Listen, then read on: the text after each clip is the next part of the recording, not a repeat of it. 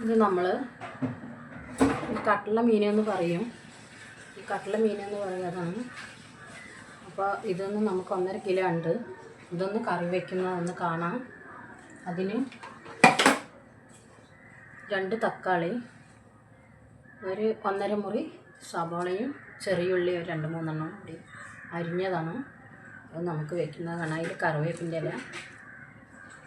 നമുക്കൊന്ന് ഗ്യാസ് ഒന്ന് കത്തിച്ചു വിടാം.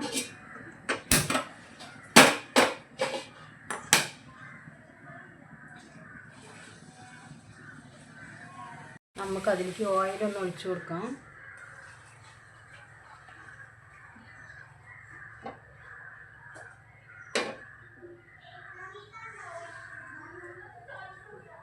അതിലേക്ക് നമ്മൾ കുറച്ച് ഉലുവ ഇടാം.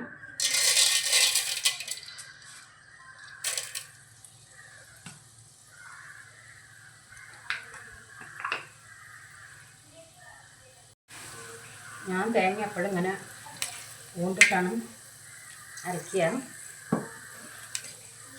ഞാൻ ചിരവി അരയ്ക്കലില്ല, ഞാൻ പൂണ്ടിട്ട് അരയ്ക്കുക. അതിലേക്ക് നമ്മൾ ഉലുവ ഇട്ടു. ഇനി വലിയ ജീരകം ഇല്ല, അത് കാരണം നമ്മൾ ചെറിയ ജീരകം ഇട്ടു. ആ എണ്ണയിൽ തന്നെ മൂപ്പിച്ചെടുക്കാം.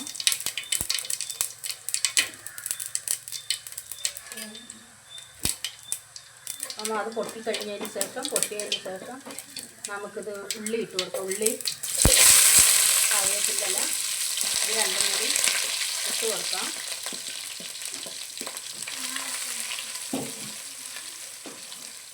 നമുക്കൊന്ന് ചുവക്കുന്നത് വരെ നമുക്കൊന്ന് അടച്ചു വിടാം.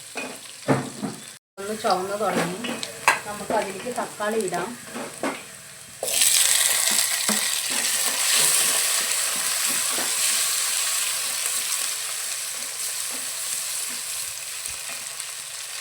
ഇതിലേക്ക് നമ്മൾ മിക്സിയിലേക്ക് തേങ്ങ വെക്കാം. ഒന്ന് കറക്കിയെടുക്കാം.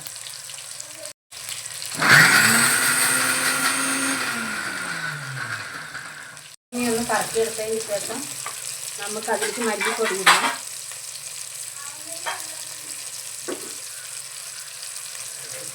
ഒരു 1.5 സ്പൂൺ മല്ലിപ്പൊടി, കുറച്ച് മഞ്ഞൾപ്പൊടി, നമ്മുടെ ആവശ്യത്തിന് മഞ്ഞൾപ്പൊടി എടുക്കാം.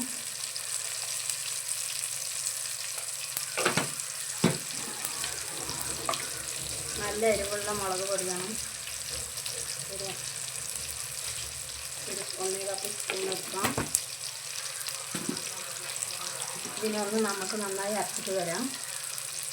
തേങ്ങ ചതച്ചെടുത്ത് അതിൽ മുളക് പൊടി, മല്ലിപ്പൊടി, മഞ്ഞൾപ്പൊടി ഇട്ട് നമുക്ക് അരച്ചെടുത്ത് വരാം. നമുക്ക് അരച്ചെടുക്കാം.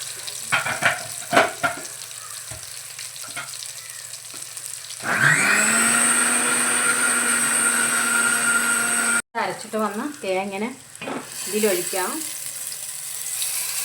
ഉള്ളി, പച്ചമുളക്, തക്കാളി, കറിവേപ്പിൻ്റെ ഇല ഇതെല്ലാം വഴറ്റിയതിലേക്ക് നമ്മൾ ഈ തേങ്ങ, മുളക് പൊടി, മല്ലിപ്പൊടി, മഞ്ഞൾപ്പൊടി എല്ലാം കൂടി അരച്ചത് ഇതിലേക്ക് ചേർക്കാം. തീ കുറച്ച് വെച്ചിട്ട് വേണം.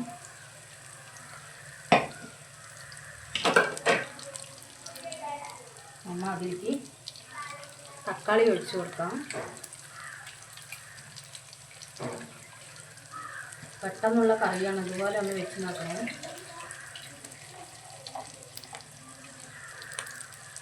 ഇതിങ്ങനെ നമുക്ക് തേങ്ങയും ഇങ്ങനെ ഒഴിച്ചു കൊടുക്കാം.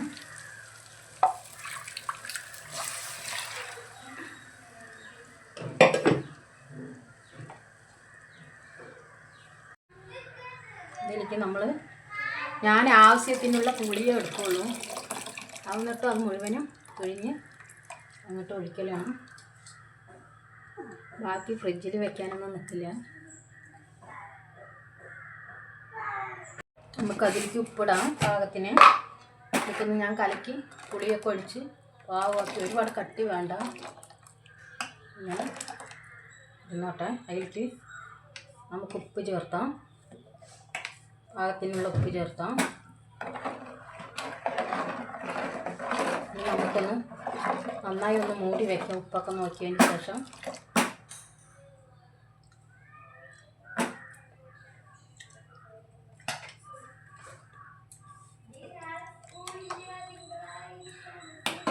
നമുക്കൊന്ന് മൂടി വയ്ക്കാം.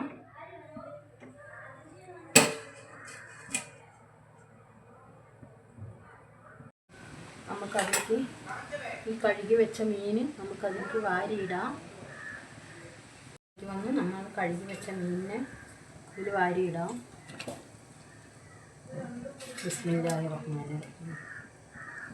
മീനിനെ ഇതിലേക്ക് നമ്മളെന്ത് ചെയ്യാനും ബിസ്മില്ലാഹ് പറഞ്ഞ് ചെയ്യാം.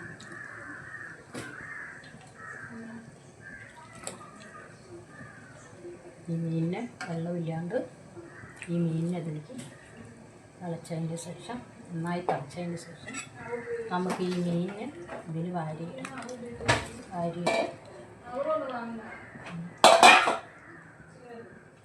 മൂടി വയ്ക്കരുത്. ലേശം നേരം മൂടി വയ്ക്കണം.